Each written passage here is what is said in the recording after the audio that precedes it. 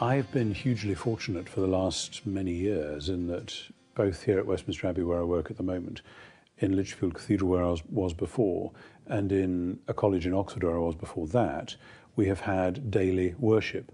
And sometimes several times a day. Here in Westminster Abbey, we have 4 services every day and 5 on Sundays, plus prayers on the hour every hour. Now, we don't all go to all of them, but there's a team of us, and collectively we're responsible for them. So that if you come into Westminster Abbey, more or less any hour of a normal day, you will have at least a short time of prayer on the hour, where we invite you to be still and focus and join us in a moment of prayer. Or you may well come at a time when there's an actual act of formal liturgy, perhaps with music and so on, and perhaps a Eucharist, whatever. Now, of course, many churches can't do that because you may only have one person in charge of a large area, and all they can do is a couple of midweek things and then 2 or 3 on Sundays. And many people in the Free Church tradition can't begin to do that for all sorts of practical reasons about geography and buildings and where people are and so on.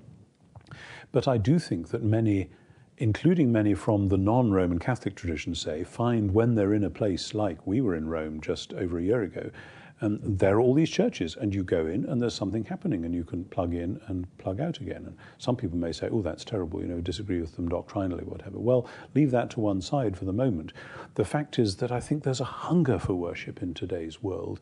We've lived for so long with the denials that characterize secularism, and say there's nothing out there, there's no such thing as worship, it's all just rubbish, etc. People are starved of that, and they're feeling after something, and frankly, one day a week ain't good enough. Now, I was taught to say my prayers morning and evening, to read the Bible for myself, to have a private act of worship on a regular basis.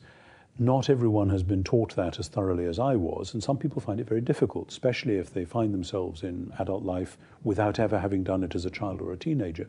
So we need to educate people into private worship. We need perhaps to educate people into trying out family worship, which is jolly difficult these days, with families going off in all directions at once.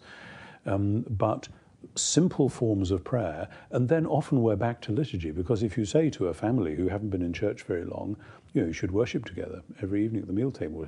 How on earth do we do that? It's too embarrassing. What could I do? And if you say, well, there's this very simple form. Here's a Bible reading, a prayer, share a moment of silence, and then another prayer, and then get on with your meal. Phew, we can actually do that. And then maybe something could develop out of that. Who knows, as they become comfortable with it. So I do think there's a great deal to be said for being imaginative about this.